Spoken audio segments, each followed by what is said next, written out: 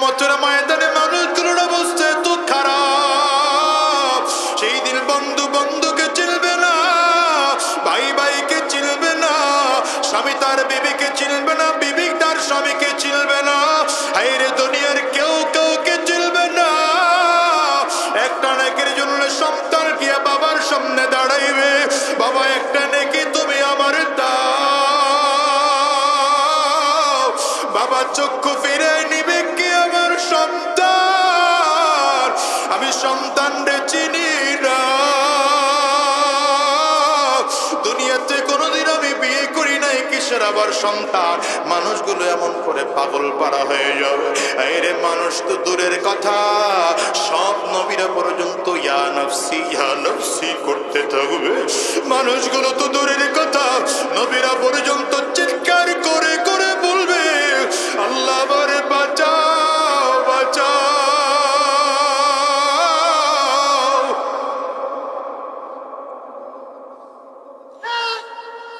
যুবকরে পারলে চোখের পানিগুলো ফেলে কাঁদো, কান্না না আসে কান্নার ভান ধরো, আর ডানে ভাবে তাকিয়ে দেখো কার চোখে পানি, ওই মানুষটার দিকে তাকিয়ে নিজের ধিক্কার বলো।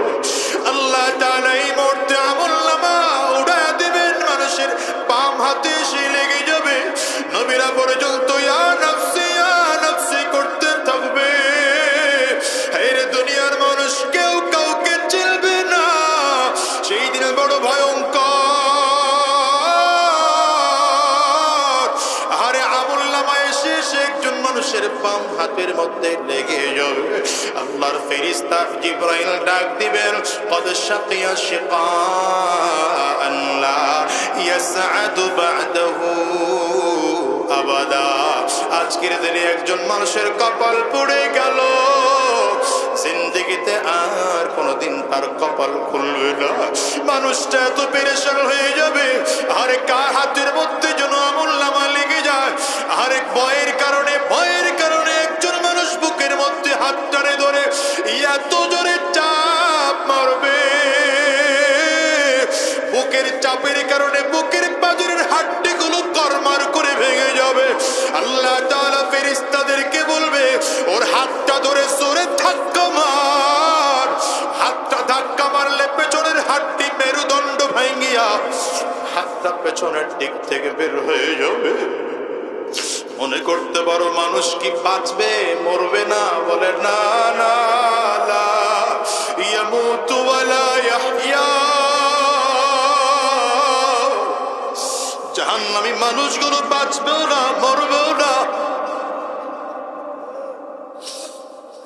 মতো বাঁচতে পারবেও না, ঠিক মতো মরতেও পারবে না। আমলনামা যখন পিছনের রাস্তায় বের করে দেওয়া হবে, আল্লাহ তাআলা বলবে ওর আমলনামাটা আবার বাম হাতের মধ্যে দিয়ে দে। হাতটা পেছনে আমলনামা দিয়ে দেওয়া হলো। এবার আমার মালিক বলবেন ইকরা কিতাবাক কাফা বিনাফসিকাল ইয়াওমা আলাইকা হাসিবা। আল্লাহ এবার আমার মালিক বলবেন গোলাম রে, এবার তোর আমলনামা তুই নিজেই পড়ে পড়ে দেখ তোর কি শাস্তি হওয়া দরকার। ফেরেশতারা বলবেন আল্লাহ এই বান্দা কেমনে পড়বে, ওর হাত তো পেছনে, আমলনামা পেছনে, চোখ দুইটা সামনে, এই বান্দা পড়তে পারবে না। আল্লাহ বলবেন ওর ঘাটটারে মুসড় দিয়ে পেছনে নিয়ে দে। ফেরেশতারা ঘাটটারে মোচড় দিয়া তো জোরে পেছন দিকে নিয়ে দেবে, আর ঘাড়ের রগগুলো টাস টাস টাস টাস করে ভেঙে যাবে। এই বান্দা আমলনামা পড়বে আর চিৎকার করে করে কাঁদবে, মা আগনা আন্নি মালিয়া হালাকা আন্নি সুলতানিয়া লা ইউগাদিরু সগীরাতান ওয়ালা কাবীরাতান ইল্লা আহসাহা ওয়া ওয়াজাদু মা আমিলু হাদিরা। ওরে দুনিয়ার যুবক, আমলনামা যখন বাম হাতে দিয়ে পড়তে বলা হয়, বান্দা চিৎকার করবে আর বলবে কোথায় আমার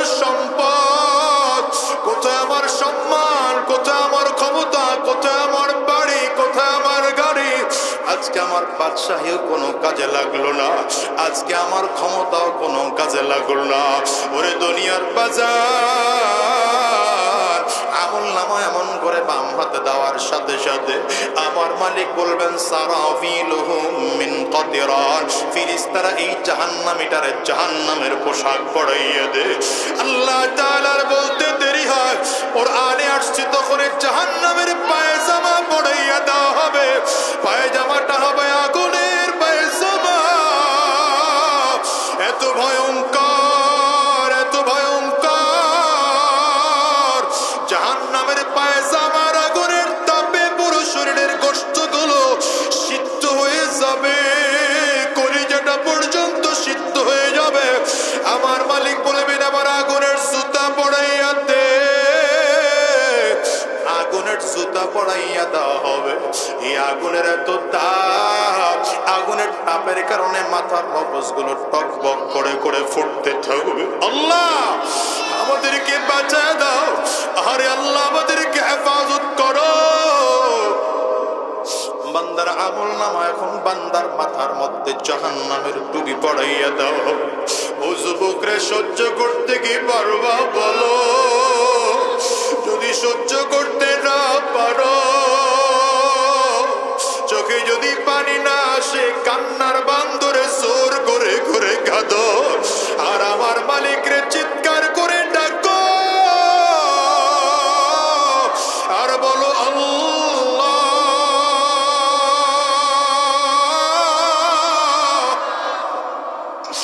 আয় আল্লাহ, আয় আল্লাহ। গুনাহগার বলে যদি তাড়াইয়া দাও, বেঈমান বলে যদি তাড়াইয়া দাও, মুনাফিক বলে যদি আমাদেরকে ফিরাইয়া দাও, আমরা কার দরবারে যাব গো মালিক? দুনিয়ার এক ভিক্ষুকের যদি এক দরবার থেকে তাড়াইয়া দেয়, আরেক দরবারে গেলে কিছু পাওয়ার আশা করতে পারে, কিন্তু মালিক তোমার দরবার এত বড় দরবার, তোমার দরবার থেকে যদি একবার কাউরে তাড়াইয়া দাও, ওই বান্দার কারো কাছে যাওয়ার ক্ষমতা রাখে না। ওগো দয়ার মালিক,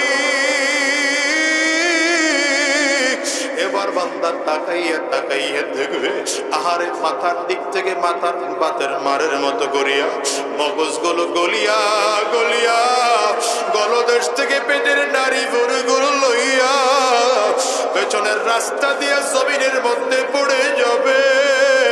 বান্দা শুধু চিৎকার করবে আর চিৎকার করবে। এই জন্য বলে যাই রে যুবক, শয়তান তোমার আমার সামনে গুনাহটাকে বড় সাজাইয়া সাজাইয়া উপস্থাপন করে।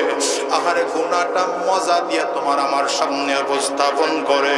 সাবধান, গুনাহের মজা পাইয়া গুনাহ করতে যাইও না, গুনাহের স্বাদ পাইয়া গুনাহ করতে যাইও না। সামনে ভয়ঙ্কর ওই আযাব। কয়দিন বাঁচবা এই দুনিয়ায় বলো? আজ আসো, আগামীকালকে দুনিয়া থাকবো এমন কোনো গ্যারান্টি নাই। এই দুনিয়া আসার সিরিয়াল আছে, যাওয়ার কিন্তু কোনো সিরিয়াল নাই।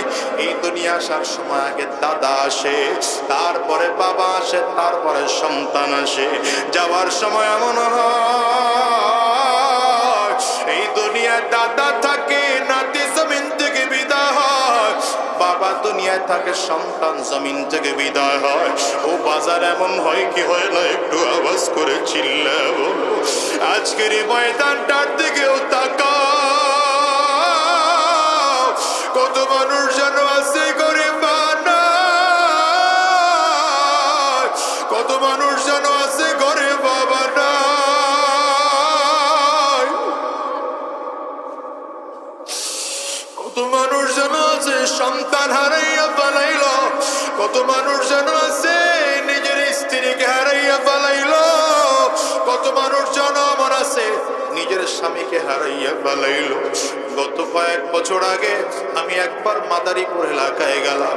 পৌরসভার সাবেক মেয়র সাহেব আমার হাত ধরে কান্না করে দিয়েছে আর বলে, হুজুর আমার একটা বাচ্চা ওরে বড় আউশ করে ইঞ্জিনিয়ার বানাইছিল, বিদেশে ওর চাকরি হলো, কিন্তু আমার বাচ্চাটার আমি জমিনে বাঁচাইয়া রাখতে পারি না। আমার বাচ্চাটা জমিন থেকে বিদায়। একটাই মাত্র সন্তান, লোকটা বলে আর কাঁদে। এই মজলিসে এমন মানুষ খুঁজতে পাওয়া যাবে যাদেরও সন্তান জমিন থেকে বিদায় হয়ে গেছে, যাদের মা জমিন থেকে বিদায় হয়ে গেছে, যাদের বাবাও জমিন থেকে বিদায়। আমি তো প্রায় বলি বাজান, আমি আজাদের ঘরেও কিন্তু আমার মা নাই। আজকে আমার মাও জমিন থেকে বিদায়। যুবকরা এই মজলিসটার মধ্যে বাজান কার কার মা জমিনে নাই? হাতটা উঁচা করে আমার মালিক করে একটু দেখাও। কার কার বাবা নাই? হাতটা উঁচা করে দেখাও বাজান, হাতগুলো তুলে রাখো, নামায় না। আমার যুবকেরা তাকিয়ে তাকিয়ে দেখবে মা হারা মানুষগুলোর চোখ দিয়ে কেমন করে পানি বের হয়।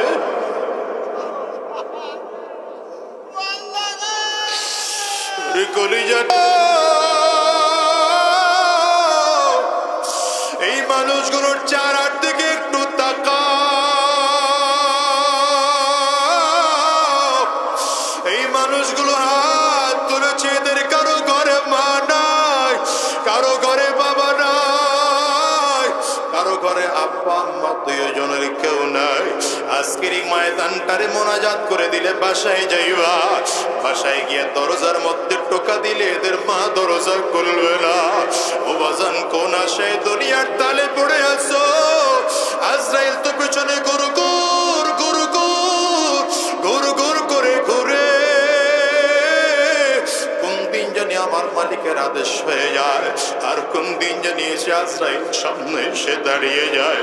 গুনাহগারের সামনে যখন আজরাইল দাঁড়াবে, গুনাহগার তাকাইয়া দেখবে আজরাইলের পা দুইটা জমিনে, মাথাটা সাত আসমানের উপরে। এক হাত পৃথিবীর পূর্ব প্রান্তে, এক হাত পৃথিবীর পশ্চিম প্রান্তে। ও যুবক, চোখে পানি না আসলে কান্নার ভান ধরো, আর মৃত্যুর কথা একটা বারের জন্য স্মরণ করো। আরে মানুষ তাকিয়ে দেখবে আজরাইল আলাইহিস সালাতু ওয়াস সালামের চক্ষু দুইটা উহুদ পাহাড়ের চেয়ে বড়, উহুদ পাহাড়ের চেয়ে বড় চক্ষু দুইটা লাল। প্রত্যেকটা পশমের গোড়ার থেকে মনে হয় যেন আগুনের ফুলকি বের হয়। আজরাইল আলাইহিস সালাতু ওয়াস সালামের ভয়ঙ্কর সূরত দেখে গুনাহগারের রূহটা শরীরের 360টা মুকামের মধ্যে দৌড়াবে, চক্ষুটা উল্টাইয়া যাবে। আজরাইল ভয়ঙ্কর সূরত নিয়ে সামনের দিকে আগাবে। হাতটা যখন বাড়াইবে, রূহটা করুণ নজর দিয়ে তাকাইয়া থাকবে। আজরাইল আলাইহিস সালাতু ওয়াস সালাম গুনাহগারের রূহটার মধ্যে এত জোরে থাপা মারবে, কলিজার রগগুলো টাস টাস টাস টাস করে ছেড়ে যাবে। ওরে দুনিয়ার যুবক, কয়দিন এই দুনিয়ায় বাঁচবা বলো? এখন দেখো তো, তুমি আর আমি বড় দুনিয়ায় একা। মানুষ কাফনের কাপড় কিনে আনার জন্য ব্যস্ত হয়ে গেল, আহারে বাজার থেকে সাবান কিনে আনার জন্য ব্যস্ত হয়ে গেল। কেউ বাগানের কিনারে মশারি টানাইয়া গোসলখানা রেডি করলো, কেউ বড়ই পাতা দিয়ে গরম পানি রেডি করলো। আহারে তুমি আর আমি বড় একা। সন্তান এসে আমার কলিজা, আমার চোখে পানিও না। ওরে দুনিয়ার যুবক রে, একটা বারের জন্য হিসাব মিলাও। এবার তোমাকে আমাকে ধরাধরি করিয়া গোসলখানায় নিয়া চমৎকার করে যত্ন সহকারে গোসল করাইয়া, সুন্দর করে কাফনের কাপড় পরাইয়া, আহারে আতর গোলাপ খুশবু মাখিয়া, এমন কোন মাঠের মধ্যে এনে জানাজা পড়াইয়া, এক এক করে করে কবরের দেশে নিয়া রওনা হয়।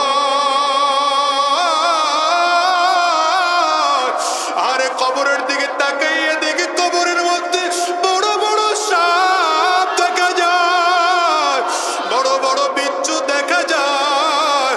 আরে ভয়ঙ্কর সুরত নিয়ে আমার দিকে হা করে তাকাইয়া আছে। মানুষগুলো আমার লাশটাকে কবরের পাশে রাখিয়া তিনটা লোক টপ টপ করে লাফ দিয়ে কবরের মধ্যে নামিয়ে যাবে। একজন মাথায় ধরবে, একজন পায়ে ধরবে, আরেকজন কোমরের মধ্যে ধরবে। ধরাধরি করে কবরের মধ্যে নামাইয়া মাথার বানটা খুলে লাফ দিয়ে কবর থেকে উঠে যাবে, পায়ের বানটাও কবর থেকে খুলে লাফ দিয়ে উঠে যাবে, মাজার বানটা খুলে আস্তে আস্তে করে পাশ বিচার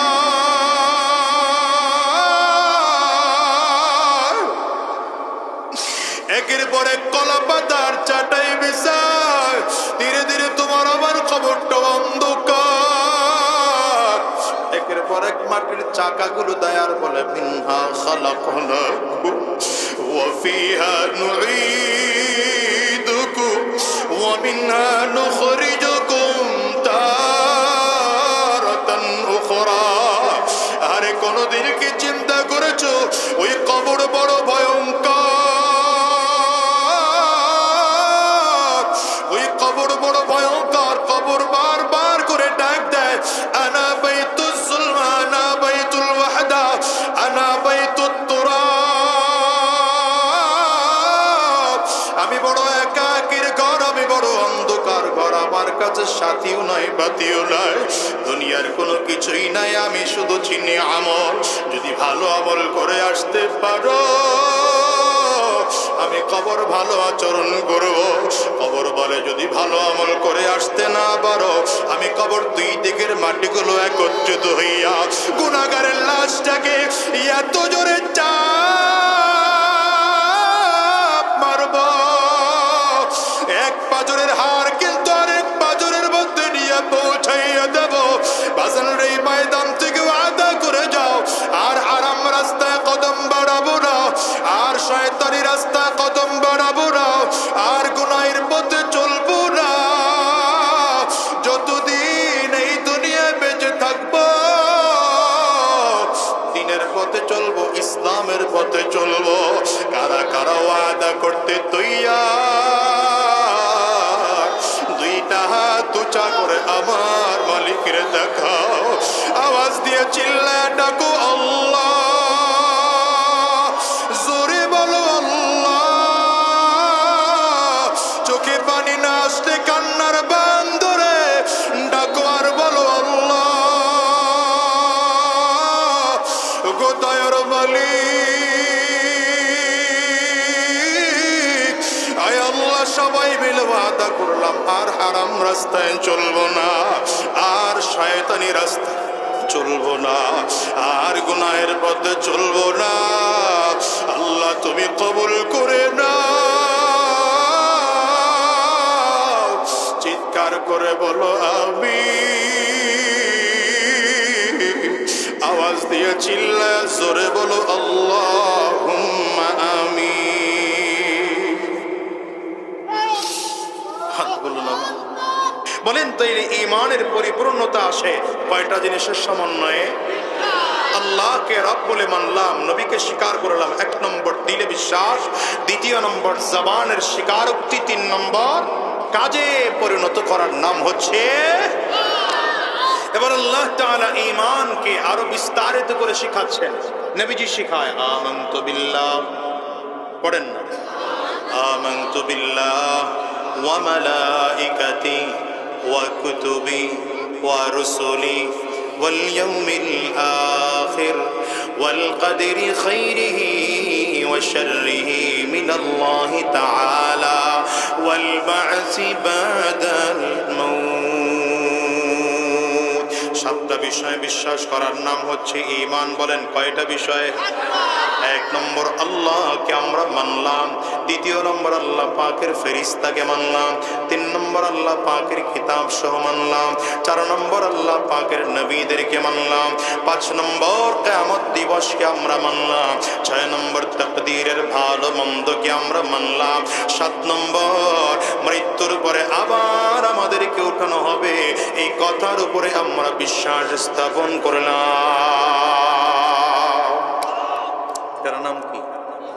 কথা কয় না, সাউন্ড বাড়ায় রাখেন, এটার নাম কি? এই ঈমান আপনাকে আমাকে নিশ্চিত রাখতে হবে, ঈমানটা নির্ভেজাল হতে হবে। ঈমানটার মধ্যে ভেজাল থাকতে পারবে না, নির্ভেজাল হওয়া লাগবে। আপনি আমাদের এই নদীর পারে পারে পারে পারে আধা ঘন্টা ধরে জাল খেয়েও দিলেন, 1 ঘন্টা ধরে মাছ ধরলেন, জাল ফালাইতেছেন, মাছ উঠাইতেছেন, কিন্তু যেই খারইর মধ্যে মাছ রাখতেছেন, খারইর নিচে ছিদ্র আছে, খারইটা ভাঙা থাকবে, মাছ সব পড়ে যাবে। ঈমান যদি কারো ভেজাল হয়, ঈমান যদি কারো ছিদ্রওয়ালা হয়, ঈমানের মধ্যে যদি কারো বিদআত থাকে, শিরিক থাকে, তাইলে তার জীবনের কোনো আমল আল্লাহ পাকের কাছে কবুল হবে না। নামাজ পড়ো কবুল হবে না, রোজা রাখো কবুল হবে না, হজ করো কবুল হবে না, যাকাত করো কবুল হবে না, যত যত ভালো আমল করো কবুল হবে না। এই জন্য ঈমানটা নিশ্চিদ্রওয়ালা ঈমান লাগবে, ঈমানটা নির্ভেজাল ঈমান লাগবে। এমন ঈমান যে ঈমানের মধ্যে কোনো ভেজাল থাকতে পারবে না, যে ঈমানের মধ্যে কোনো ত্রুটি থাকতে পারবে না, যে ঈমানের মধ্যে কোনো বিদআত থাকতে পারবে না, যে ঈমানের মধ্যে কোনো শিরিক থাকতে পারবে না। নির্ভেজাল ঈমান আনার পরে আল্লাহ বলেন, দ্বিতীয় নম্বর তোমাদেরকে গুণ অর্জন করতে হবে, ওয়া আমিলুস সালিহাত। শুধু ঈমান আনলেই কাজ হবে না, সাথে সাথে ভালো আমলও তোমাদের করা লাগবে। ব্যাপারটা কিছুটা এমন, আপনি বাংলাদেশ থেকে যে কোনো দেশের ভিসা যাবেন, সেই দেশের সরকার আপনাকে বলবে 2টো জিনিস আমার কাছে জমা দাও। 1 নম্বর তোমার পাসপোর্ট নির্ভেজাল আছে কিনা, 2য় নম্বর তোমার ব্যাংক স্টেটমেন্ট ঠিক আছে কিনা। আল্লাহ বলেন, গোলাম রে, জান্নাতে যদি আসতে চাও 2টা জিনিস লাগবে। 1 নম্বর ঈমান নামের নির্ভেজাল পাসপোর্ট লাগবে, 2য় নম্বর নেক আমল নামের ব্যাংক স্টেটমেন্ট লাগবে।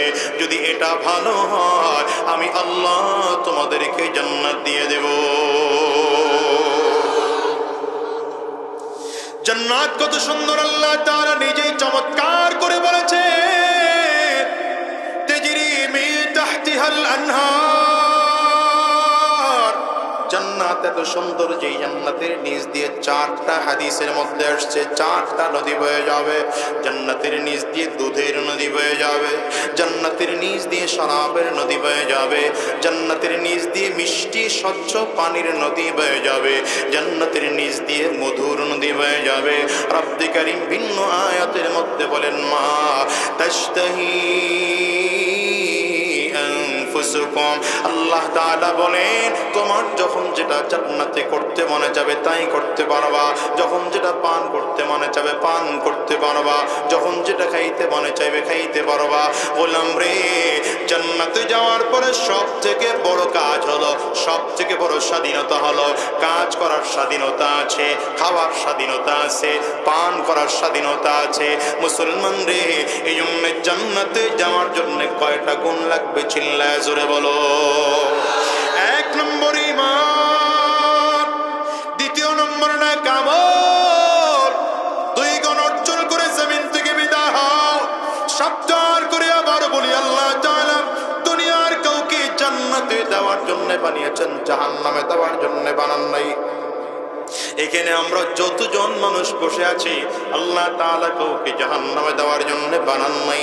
যার বাস্তব প্রমাণ হলো আদম আলাইহিস সালাতু ওয়াস সালামকে আল্লাহ তাআলা বানাইয়া জমিনে পাঠানোর কথা, কারণ আল্লাহ জমিনের জন্য আদম আলাইহিস সালামকে বানাইলেন, কিন্তু বানাইয়া জমিনে আল্লাহ পাঠান নাই, রাখলেন জান্নাতে। রাখলেন কই?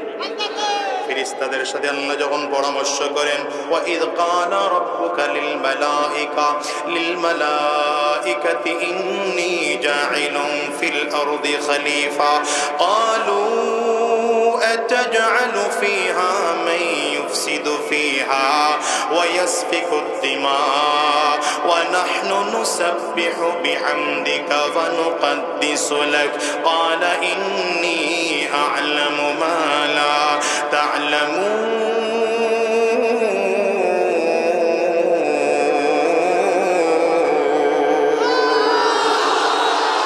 আল্লাহ তাআলা বলেন, আমি যখন ফেরেশতাদের সাথে পরামর্শ করলাম, এই ফেরেশতারা শোনো, দুনিয়াতে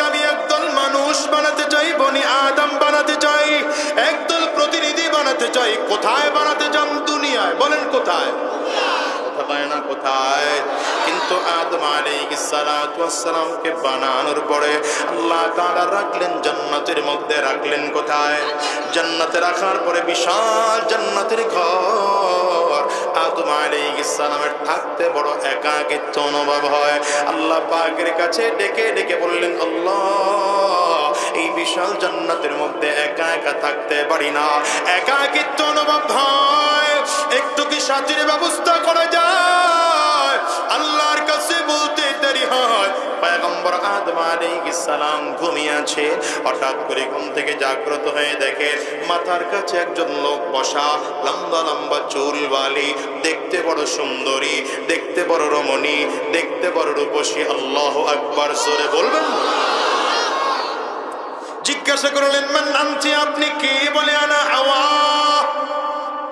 আমার নাম হাওয়া। কেন আপনি এখানে বসে আছেন? আমাদের আদিমাতা হাওয়া আলাইহিস সালাম বলেন, আল্লাহ তাআলা আমাকে বানিয়েছেন আপনার সাথে থাকার জন্য। আরো জোরে বলা যাবে না?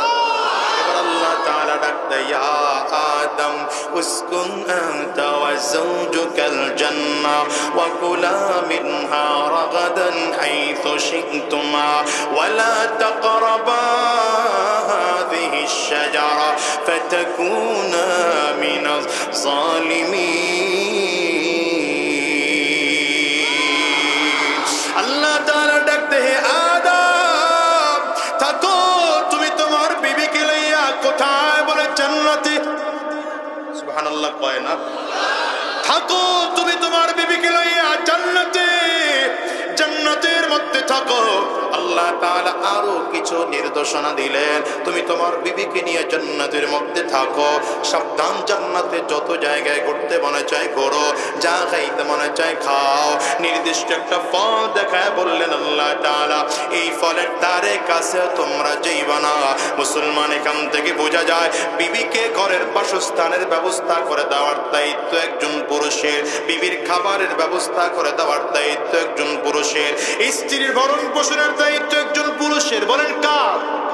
এই জন্যই তো একজন মহিলা রাস্তায় কাজ করা তার জন্য বাধ্যতামূলক নয়, কিন্তু স্বামী মাথার গাম পায়ে ফেলে রাস্তায় কাজ করে করে করে করে, কেউ তো কাঠুরিয়া কাঠ কেটে কেটে ঘাম পালায়, কেউ তো ভ্যান গাড়ি চালায়, কেউ তো রিক্সা চালায়, কেউ তো এমন আছে ঠানার দিন মজুরি করে, কেউ তো মাটি কাটে।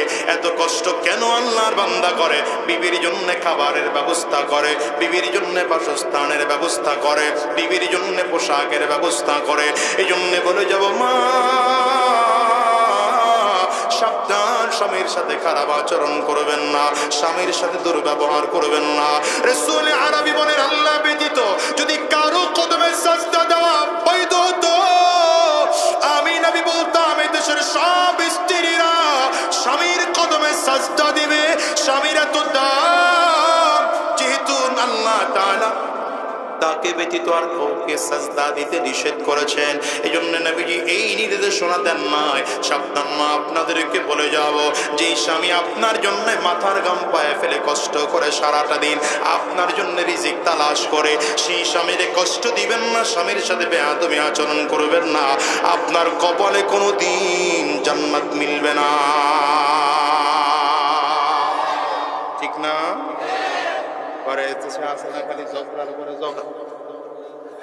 দেখছেন পাওয়ারই মনে হয় যায়, কারণ রোগী সব এই জায়গায় বসা, ঠিক না? আল্লাহ এদেশের সংসারগুলোকে শান্তিতে ভরপুর করে দেখ, আমিন কর। যুবক যেগুলো আসুস বিয়ে টিয়া খরচ নাই তো করে বলে যায়, শোন, জীবনে বিয়ে যদি করতে হয় দিনদার মেয়েকে বিবি হিসেবে গ্রহণ করো। এত মুরব্বীর আওয়াজ, জোয়ান্নাডির আওয়াজ, যেগুলো বিয়ে করো নাই তা করে কইলাম, বিয়ে যদি করতে হয় কারে করবা? দিনদার মেয়েকে বিয়ে করবা। খালি স্কুলের পিছনে পিছনে ঘুরো না, ভার্সিটির পেছনে পিছনে ঘুরো না। স্কুলের পেছনে আর ভার্সিটির পেছনে ঘুরা ফেসবুকের মেসেঞ্জার, হোয়াটসঅ্যাপ, ইউটিউব, ভাইবার, কথা পায় না, এগুলো দিয়ে জীবন নষ্ট করে ফেলেছো। আমি আমার আলোচনায় মাঝে মাঝে বলি, আমার দেশের যুবকগুলো যদি চরিত্রবান হয়ে যাইতো, খোদার কসম এদেশের সব মানুষগুলো চরিত্রবান হয়ে যায়। তাই মিয়া, চরিত্র ছাড়া কোনো দাম আছে নাকি? যেই মানুষের চরিত্র নাই ওর কোনো দাম নাই। কি কথা কয় না? যেই মানুষের চরিত্র নাই তার কোনো দাম নাই। এখন তো মূল্যবান হওয়ার থার্মোমিটার হচ্ছে, মূল্যবান হওয়ার মাপকাঠি হচ্ছে যার টাকা বেশি তার দাম বেশি, যার ক্ষমতা বেশি তার দাম বেশি। কিন্তু না, আল্লাহর কাছে, নবীর কাছে যার আদর্শ ভালো, আল্লাহর কাছে তার দাম বেশি। কথা বলো না কেন? এই যুবক, নেশার মধ্যে পড়ে আছো, আড্ডার মধ্যে পড়ে আছো, 24 ঘন্টা জুয়ার আড্ডায় পড়ে আছো। তোমার চরিত্রের কি দাম আছে? তোমার 5 টাকার মূল্য নাই। কি কথা কয় না? ঘরে যাও দেখবা মায়ে বকে, বাবাও গালি দেয়। কি কথা কয় না? এলাকার মানুষ তুচ্ছ তাচ্ছিল্য করে, সমাজের মানুষ তুচ্ছ তাচ্ছিল্য করে, প্রশাসন তুচ্ছ তাচ্ছিল্য করে। জন্য পায়ে হাত দিয়ে বলবো, যুবক, খারাপ নেশায় জড়াইও না। যদি কোনো নেশা কলিজায় ঢুকাইতে হয়, রবের মুহাব্বতের নেশা ঢুকাও। যদি মুহাব্বত কলিজায় ঢুকাইতে হয়, নামাজ রোজা আমলের নেশা কলিজায় ঢুকাও। কলিজার টুকরো যুবক, কথা খোদার কসম করে বললাম, দাম কমবে না, দাম বাড়বে। মাথায় টুপি দিয়ে দাম আলহামদুলিল্লাহ কমে নাই, মুখে দাড়ি রেখে দাম আলহামদুলিল্লাহ কমে নাই, আমাদের লম্বা জুব্বা পড়ার কারণে দাম কমে নাই, আল্লাহ বরঞ্চ দাম বাড়ায় দিছে। আলহামদুলিল্লাহ বলবেন। এই জন্য সাবধান, হারাম রাস্তায় চলো কেন? জান্নাতে যাওয়ার শর্ত কয়টা? এই মাথা নিচের দিকে দিয়ে মোরাকাবা চলবে না। আমার দিকে, আমার দিকে। ওই লোক ওই পিছন হেঁকে ওয়াজ কোন দিকে হলে কিও? কোন দিকে? ফেসবুক শরীফ চালান টালান নাকি কেউ? মাওলানা ইউটিউব, হুজুর গুগল, এগুলো সব বন্ধ করে দেন। এখন আমি হুজুরের কথা চলবে, আপনারা শুনবেন শুধু। কথা কয় না তো? সব বন্ধ। এখন কোন হুজুরের কথা চলবে না, সব বন্ধ করেন। মোবাইলের মধ্যে কিছু খালি দেই নিচে, কিছু যুবকের কার বাড়ি এটা সারাদিন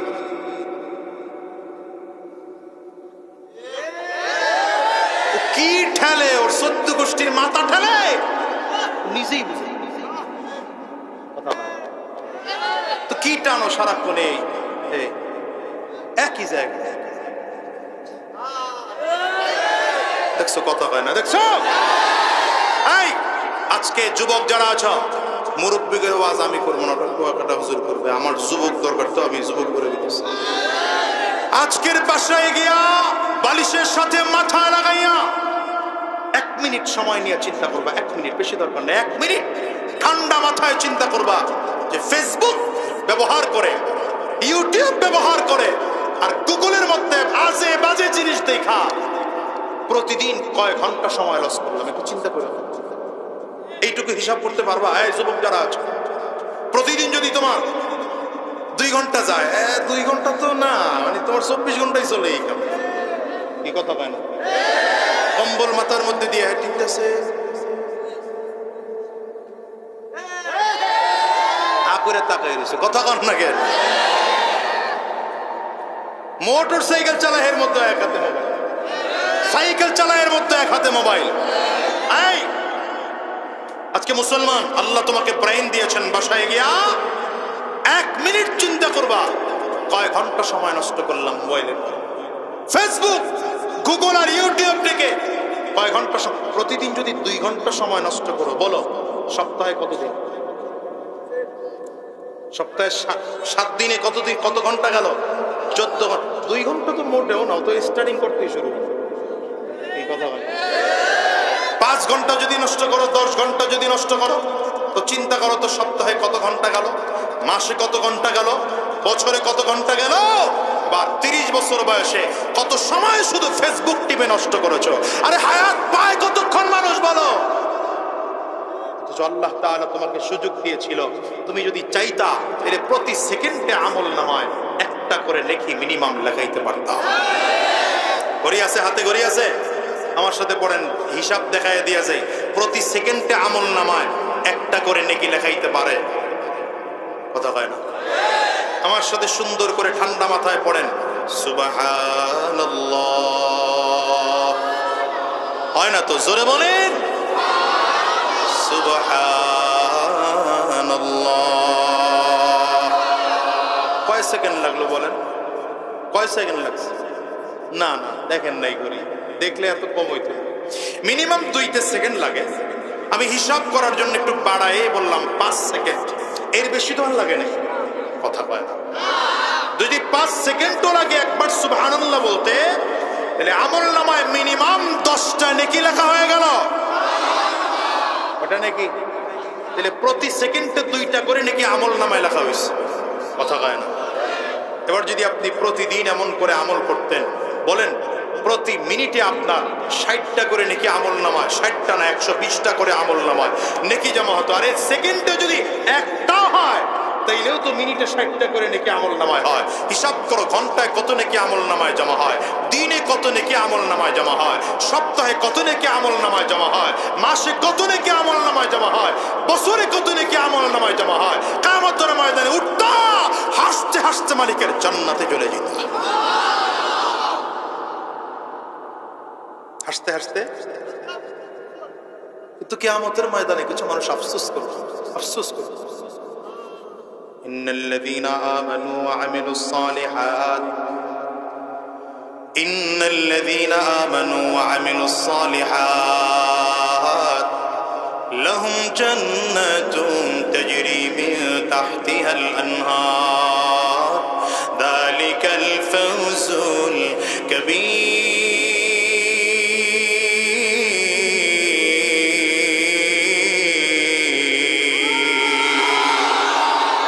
বললাম রে রব্বে কারীম বলেন 2টা গুণ যদি অর্জন করতে পারো, বলেন কয় গুণ? বারবার করে বলাই দিলের মধ্যে গেঁথে নেন কথা। 1 নম্বর গুণ হচ্ছে ঈমান, 2 নম্বর গুণ হচ্ছে নেক আমল। 2 গুণ যদি অর্জন করতে পারো, রব্বে কারীম বলেন আমি আল্লাহ কিয়ামতের ময়দানে তোমার জান্নাতের মালিক বানাইয়া দেব। এই জন্য সাহাবায়ে কেরাম নেকির জন্য পাগল হয়ে যাইতেন। কোথায় একটা নেক পাওয়া যায়, কোথায় একটা নেক পাওয়া যায়, সাহাবায়ে কেরামরা পাগল হয়ে যাইতেন। মুসলমানেরা কোন সাহাবী যদি আমল ছিল এমন 2 রাকাত নামাজ নফল করতেন, তিনি যদি শুনতেন আরেকজন সাহাবী 6 রাকাত নফল নামাজ পড়তেন, তিনি যদি শুনতেন আরেকজন সাহাবী 10 রাকাত নফল নামাজের প্রতিযোগিতা লাগাইতেন। মুসলমান গো, সাহাবায়ে কেরামদের মধ্যে দ্বীনের পাওয়ার বাড়ে, আমলের পাওয়ার বাড়ে, আর তোমার আমার মধ্যে গুনাহের প্রতিযোগিতা শুরু হয়। রহমতের নবী আমার একদিন মসজিদে নববীর মধ্যে বসা, যুদ্ধের ময়দানের জন্য নবী আমার প্রস্তুত করায়, আর ডেকে বলে সাহাবীরা কে কে আছো, যুদ্ধের ময়দানে যেতে হবে। আমার যুদ্ধের ময়দানে যাওয়ার জন্য উট লাগবে, ঘোড়া লাগবে, দান করতে হবে। কার কি সাধ্য আছে, কে কোন সাধ্য অনুযায়ী কে কি দান করতে পারবা। হযরত উসমান বিন আফফান রাদিয়াল্লাহু আনহু নবীর সামনে বসা ছিলেন রাহমাতুল লিল আলামিন। বলার সাথে সাথে উসমান বিন আফফান টপ করে লাফ দিয়ে দাঁড়িয়ে গেলেন, পয়গম্বর আমি আপনার যুদ্ধের ময়দানের জন্য 100 লাল উট আপনার যুদ্ধের ময়দানের জন্য দান করে দেব। কয়শো লাল উট? আওয়াজ করে বলেন না। একটা লাল উটের দাম কত জানো? এই যুগের পাজারো মার্সিডিজ গাড়ির যেই পরিমাণ দাম হয়, তার থেকে অনেক বেশি দাম ছিল একটা লাল উটের। এমন 100 লাল উট পয়গম্বরের সামনে এসে হাদিয়া পেশ করলেন হযরত উসমান বিন আফফান রাদিয়াল্লাহু আনহু রাহমাতুল লিল আলামিন। নিজের চেহারা ডান দিকে ঘোরাইলেন, ডান দিকে ঘুরিয়ে বললেন আমার ডান পাশে কেউ কি আছো, ডান দিক থেকে কিছু দান করবে। হযরত উসমান একটা দৌড় দিয়ে সে ডান পাশে দাঁড়ায় গেলেন। পয়গম্বর আমিও দাঁড়াইলাম, আমি আরো 100 উট আল্লাহর রাস্তায় দান করব। নবীজি আবার চেহারা বাম দিকে ঘুরিয়ে ফেললেন, বাম দিকে ঘুরিয়ে বললেন বাম দিক থেকে কে আমার আল্লাহর রাস্তায় দান করবা, দাঁড়িয়ে যাও। হযরত উসমান একটা দৌড় দিয়ে এসে বাম পাশে দাঁড়ায় গেলেন। পয়গম্বর আমি আবারও 100 উট আল্লাহর রাস্তায় দান করব। একটা বারের জন্য হিসাব নিলাম, 3 বার হয়ে গেল, 100 100 করে 300 উট দান করা হয়ে গেল। নবী এবার বলতে বাধ্য হলেন উসমান ব্যতীত আর কেউ কি আছো? আল্লাহ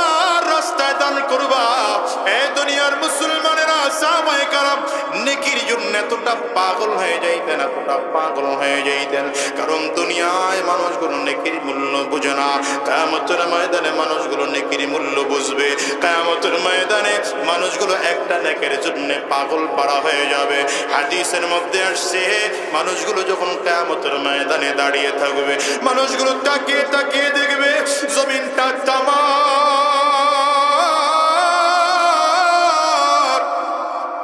মানুষগুলো তাকিয়ে দেখবে সূর্যটা মাথার মুঠো মাথ উপরে দেখা যায়, মাথার মগজগুলো সূর্যের তাপে ভাতের মারের মতো টকবক টকবক করে ফুটতেছে। মানুষগুলো তাকিয়ে দেখবে ডান দিক থেকে জাহান্নামের আগুন সামনের দিকে আগায়, মানুষগুলো তাকিয়ে দেখবে বাম দিক থেকে জাহান্নামের আগুন সামনের দিকে আগায়, মানুষগুলো তাকিয়ে দেখবে সামনের দিক থেকে জাহান্নামের আগুন সামনের দিকে আগায়, মানুষগুলো তাকিয়ে দেখবে পেছন দিক থেকে জাহান্নামের আগুন সামনের দিকে আগায়। আরে গরিম গরিম আওয়াজ, মানুষগুলো পাগল হয়ে যাবে, পাগল। ওদিকে আমার আল্লাহ তাআলা মিজানের পাল্লে আমলনামা ওজন শুরু করে দিবেন। মিজানের পাল্লে আমলনামা যখন ওজন শুরু হয়ে যাবে, সব নবীরা পর্যন্ত ইয়া নাফসি ইয়া নাফসি বলতে থাকবে দুনিয়ার মানুষেরা। জানো, যদি মিজানের পাল্লে নেকের পাল্লাটা ভারী হয়ে যায়, ওই মানুষটার কপাল কত ভালো। আল্লাহ তাআলা কিয়ামতের ময়দানে যখন মিজানের পাল্লায় আমলনামা ওজন করবে, একজন মানুষের ডান হাতে সে দেখবে ডান সাইডের পাল্লা নেকির পাল্লাটা ভারী হয়ে গেল। নেকির পাল্লা ভারী হয়ে গেলে পুরো ময়দানের মধ্যে খুশির আওয়াজ, খুশির চিৎকার। হায়রে, একজন মানুষের বুঝি কপাল খুলে গেল। এই আমলনামা আসমানে উড়িয়ে দেওয়া হবে। আমলটা কার বলা যায় না, হঠাৎ করে এসে এসে একজন মানুষের ডান হাতের মধ্যে আমলনামাটা লেগে যাবে। রহমতের নবী আমার বলেন, আমলনামা ডান হাতে লাগতে দেরি হয়, জিবরিল আমিন ঘোষণা করবেন, قد سعد سعدا لا يشقى بعده أبدا। আজকে একজন মানুষের কপাল খুলে গেল, জীবনে আর কোনোদিন তার কপাল পুড়বে না। এই মানুষটা তাকিয়ে তাকিয়ে দেখবে, হায় রে, কপালটা কেমন খোলাং খুলে গেল। আল্লাহ তাআলা 6 জন নবীর গুণ মানুষটার মধ্যে দিয়ে দিবেন। 1 নম্বর, এই মানুষটা আমলনামা ডান হাতে পাওয়ার সাথে সাথে পয়গম্বর ইউসুফ আলাইহিস সালাতু ওয়াস সালামের মতো সুন্দর হয়ে যাবে। মানুষটা পয়গম্বর আইয়ুব আলাইহিস সালাত ইউসুফ আলাইহিস সালামের মতো সুন্দর হয়ে যাবে। পয়গম্বর দাউদ আলাইহিস সালাতু ওয়াস সালামের মতো লোকটার কণ্ঠ হয়ে যাবে। পয়গম্বর মুসা আলাইহিস সালাতু ওয়াস সালামের মতো শক্তিশালী হয়ে যাবে। পয়গম্বর নূহ আলাইহিস সালাতু ওয়াস সালামের মতো ধৈর্য তার চলে আসবে। এই মানুষটা পয়গম্বর ঈসা আলাইহিস সালাতু ওয়াস সালামের মতো দেহের গঠন হবে। আর আমার আপনার নবী সরওয়ারে দো আলাম আখির জামানার পয়গম্বর, চিৎকার করে বলো সাল্লাল্লাহু আলাইহি ওয়াসাল্লাম, আমার আপনার নবীর মতো লোকটার চরিত্র হয়ে যাবে। এই 6 জন নবীর গুণ চলে আসার সাথে সাথে জিবরিল ঘোষণা দেয়, আজকে একজন মানুষের কপাল খুলে গেল, জীবনে আর তার কপাল কোনোদিন পড়বে না। আল্লাহ তাআলা ডাক দেয়, রে ফেরেশতারা, তাড়াতাড়ি কর, আমার এই বান্দার দিকে তাকিয়ে তাকিয়ে দেখো, আমার এই গোলাম দুনিয়াতে দ্বীনের পথে চলতে গিয়া ভালো একটা টুপি মাথায় দিতে পারে নাই, ভালো একটা জামা পড়তে পারে না। তাড়াতাড়ি করে যাও যাও যাও, আমার বান্দার একটা মাথায় জান্নাতের দামি টুপি পরিয়ে দাও। আমার বান্দার শরীরের মধ্যে একসাথে 100 জোড়া জামা পরাইয়া দাও। রহমতের নবী আমার বলেন, 100 জোড়া কেন? কারণ হলো 100 জোড়া এই জন্য পরিয়ে দেওয়া হবে যেন বান্দার মধ্যে সান্ত্বনা চলে আসে। আমার মালিক আমারে দিতে তো কম দেন নাই, তবে যদিও 100 জোড়া পোশাক হবে, এটা এত পাতলা এত চমৎকার, গায়ে দিলে মনে হবে যেন 1 একটা পোশাকও পরা হয় নাই। কিন্তু মুসলমানদের শোনো, ওই দিকে আমলনামা ওয়াসুল করা হবে। যদি বাম হাতে হঠাৎ করে মানুষ তাকিয়ে দেখবে গুনাহের পাল্লাটা ভারী হয়ে গেছে, নেকের পাল্লাটা হালকা হয়ে গেছে, আমলনামাটা উড়ে দেওয়া হয়। আমলনামা কার? কারো জানা নাই, কারো জানা নাই। মানুষটা এত পাগল।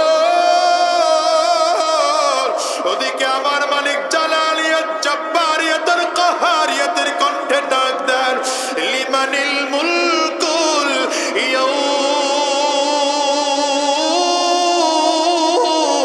আল্লাহ তাআলা ডাক দিবেন, আজকের দিনের বাদশাহী কার? মানুষ সেই দিন জবাবটুকু পর্যন্ত দিতে পারবে না। ওরে দুনিয়ার মানুষ রে, মানুষগুলো সেই দিন পাগল পড়া হয়ে যাবে।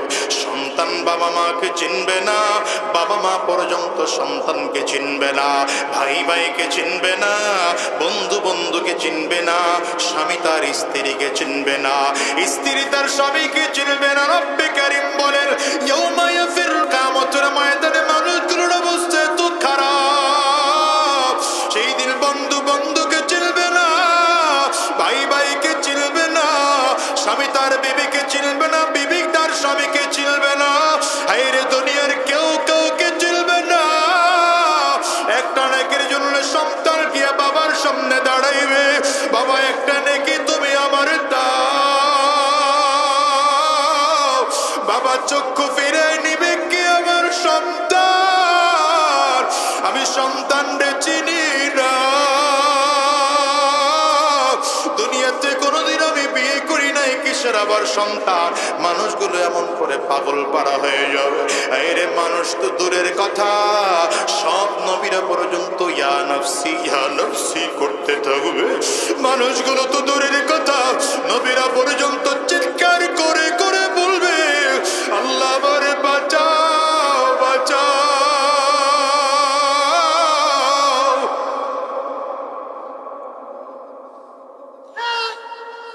যুবকরে পারলে চোখের পানিগুলো ফেলে কাঁদো।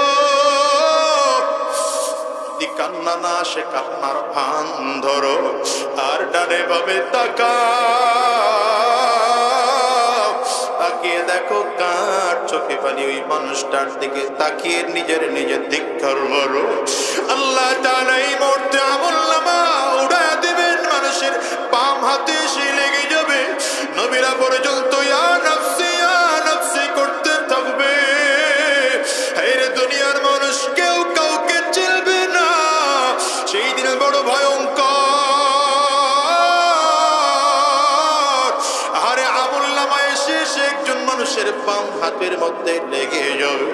আল্লাহর ফেরেশতা জিবরাইল ডাক দিবেন, কদ শাকিয়া শিকাআন লা ইয়াসআদু বা'দাহু আবাদা। আজকের দিনে একজন মানুষের কপাল পড়ে গেল, জিন্দেগিতে আর কোনদিন তার কপাল খুলবে না। মানুষটা এত পেরেশান হয়ে যাবে। আরে কার হাতের মধ্যে যেন আমলনামা লেগে যায়। আরে ভয়ের কারণে একজন মানুষ বুকের মধ্যে হাত টানে ধরে এত জোরে চাপ মারবে, বুকের চাপের কারণে বুকের পাঁজরের হাড্ডিগুলো কর্মার করে ভেঙে যাবে। আল্লাহ তাআলা ফেরেশতাদেরকে বলবে, ওর হাতটা ধরে জোরে ধাক্কা মার।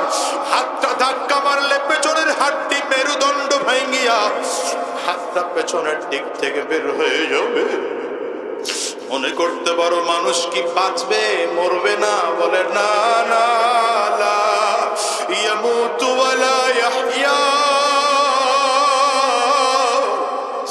জাহান্নামী মানুষগুলো বাঁচবেও না, মরবেও না, মতো বাঁচতে পারবেও না, ঠিক মতো মরতেও পারবে না।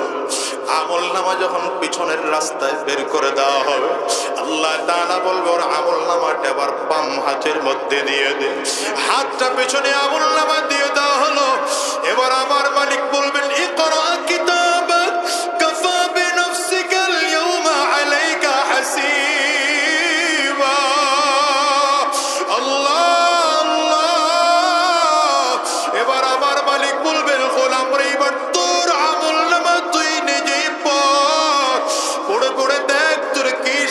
দেওয়া দরকার। ফেরেশতারা বলবেন আল্লাহ এই বান্দা কেমনে পড়বে? ওর হাত তো পেছনে, আমল নামা পেছনে, চোখ দুইটা সামনে, এই বান্দা পড়তে পারবে না। আল্লাহ বলবেন ওর ঘাটটারে মুসর দিয়ে পেছনে নিয়ে দে। ফেরেশতারা ঘাটটারে মোচড় দিয়া তো জোরে পেছন দিকে নিয়ে দেবে। আরে গাড়ির রগগুলো টাস টাস টাস টাস করে ভেঙে যাবে। এই বান্দা আমল নামা পড়বে আর চিৎকার করে করে কাঁদবে, মা আগনা আন্নি মালিয়া হালাকা আন্নি সুলতানিয়া লা ইউগাদিরু সগীরাতান ওয়ালা কাবীরাতান ইল্লা আহসাহা ওয়া ওয়াজাদু মা আমিলু হাদিরা। ওরে দুনিয়ার যুবক, আমল নামা যখন বামাতে দিয়ে পড়তে বলা হয়, বান্দা চিৎকার করবে আর বলবে কোথায় আমার সম্পদ, কোথায় আমার সম্মান, কোথায় আমার ক্ষমতা, কোথায় আমার বাড়ি, কোথায় আমার গাড়ি? আজকে আমার বাদশাহীও কোনো কাজে লাগলো না, আজকে আমার ক্ষমতাও কোনো কাজে লাগলো না। ওরে দুনিয়ার বাজার, আমল নামা এমন করে বাম হাতে দেওয়ার সাথে সাথে আমার মালিক বলবেন সারাফিলুহুম মিন কাতিরান, ফেরেশতারা এই জাহান্নামীটারে জাহান্নামের পোশাক পরাইয়া দে। আল্লাহ তাআলার বলতে দেরি হয়, কোরআনে আসছে তখন জাহান্নামের পায়জামা পরাইয়া দেওয়া হবে।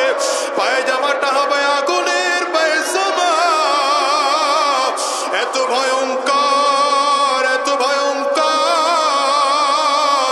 জাহান্নামের পায়জামার আগুনের তাপে পুরো শরীরের গোশতগুলো সিদ্ধ হয়ে যাবে, কলিজাটা পর্যন্ত সিদ্ধ হয়ে যাবে। আমার মালিক বলবেন আমার আগুনের জুতা পড়াইয়া দে। আগুনের জুতা পড়াইয়া দেওয়া হবে। এই আগুনের এত তাপ, আগুনের তাপের কারণে মাথার মগজগুলো টকবক করে করে ফুটতে থাকবে। আল্লাহ আমাদেরকে বাঁচায় দাও, আরে আল্লাহ আমাদেরকে হেফাজত করো। বান্দার আমল নামা এখন বান্দার মাথার মধ্যে জাহান্নামের টুপি পড়াইয়া দাও। ও যুবকরে, সহ্য করতে কি পারবা বলো? যদি সহ্য করতে না পারো, চোখে যদি পানি না আসে, কান্নার বান্দরে জোর করে করে কাঁদো আর আমার মালিকরে চিৎকার করে ডাকো আর বলো আল্লাহ,